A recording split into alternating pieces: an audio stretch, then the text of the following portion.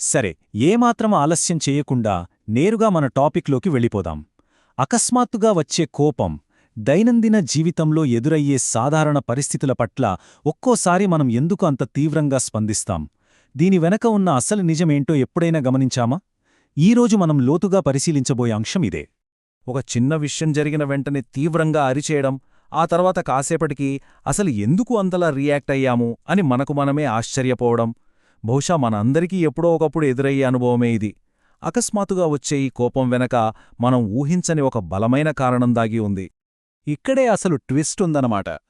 ఇది మన ఆలోచనా విధానాన్నే పూర్తిగా మార్చేస్తుంది. ఉపరితలంపైన మనం చూస్తున్న కోపమనేది కేవలం ఒక భ్రమ మాత్రమే.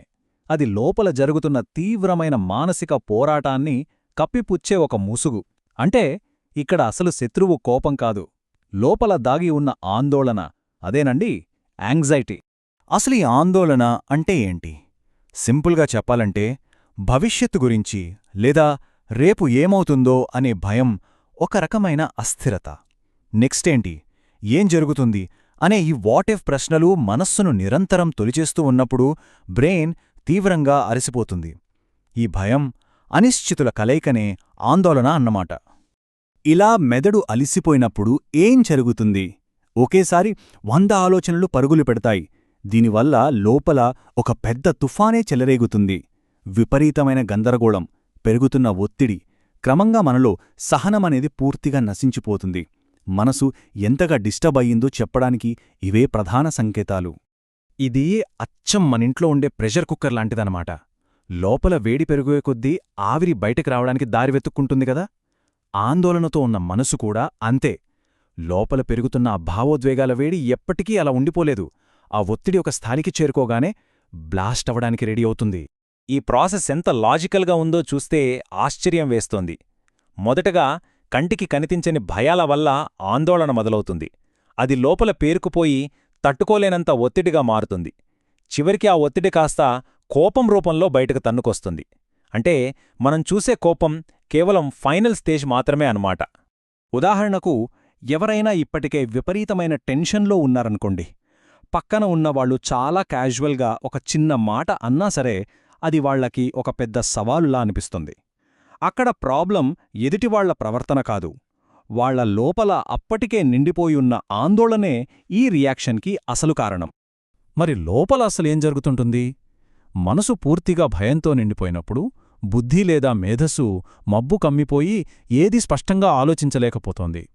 ఈ కన్ఫ్యూజన్లో పరిస్థితులు నా కంట్రోల్ తప్పుతున్నాయి అని ఈగో దెబ్బతింటోంది. ఈ మూడింటి కలయిక వల్లే ఆ కోప విస్ఫోటనం జరుగుతుంది. ఇప్పుడు దీన్ని ఇంకోలా చూద్దాం. అకస్మాత్తుగా వచ్చే కోపమనేది ఎవరి వ్యక్తిగత ఫెయిల్యూర్ కాదు, మన శరీరంలో, మన మనసులో మోగుతున్న ఒక వార్నింగ్ అలారమది. లోపల ఒత్తిడి డేంజర్ లెవెల్కి చేరింది, వెంటనే దాన్ని తగ్గించాలి అని చెప్పడానికి మన శరీరమే ఏర్పాటు చేసుకున్న ఒక మెకానిజం. ఒక్కసారి ఆలోచిస్తే ఈ విషయం ఎంత స్పష్టంగా అర్థమవుతుందో కదా. కోపం అనేది సమస్య కాదు, అది లోపల ఆందోళన ఉందనడానికి ఒక సిగ్నల్. ఇంట్లో మంటలు అంటుకున్నప్పుడు మనం ఫైర్ అలారంని ఆఫ్ చేయం కదా, మంటల్ని ఆర్పడానికి ప్రయత్నిస్తాం. ఇది అంతే, అలారం ఆపాలి అంటే ఆందోళననే మంటను ఆర్పాలి.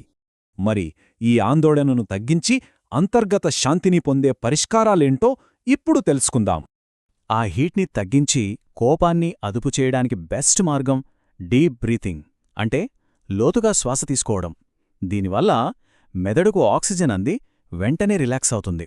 అలాగే ఏదైనా జరిగిన వెంటనే రియాక్ట్ అవ్వకుండా ఒక్క క్షణం విరామం తీసుకోవడం చాలా ముఖ్యం. దానికి తోడు సరైన నిద్ర, యోగా లేదా ధ్యానం, ఇవన్నీ మన మనసును ప్రశాంతంగా ఉంచే అద్భుతమైన టూల్స్. భయం మరియు నిరాశల మధ్య ఉన్న ఈ లింక్ని అర్థం చేసుకుంటే జీవితం ఎంత ప్రశాంతంగా మారుతుందో కదా. నిజమైన సమస్య బయట జరిగే సంఘటనలతో కాదు, మన లోపలున్న ఆందోళనతోనే అని తెలుసుకున్నప్పుడు పరిస్థితి మన చేతుల్లోనే ఉంటుంది. మరి ఈ సరికొత్త అవగాహనతో మరింత ప్రశాంతమైన జీవితం వైపు వెయ్యాల్సిన మన తదుపరి అడుగు ఏంటో ఒక్కసారి ఆలోచిద్దాం.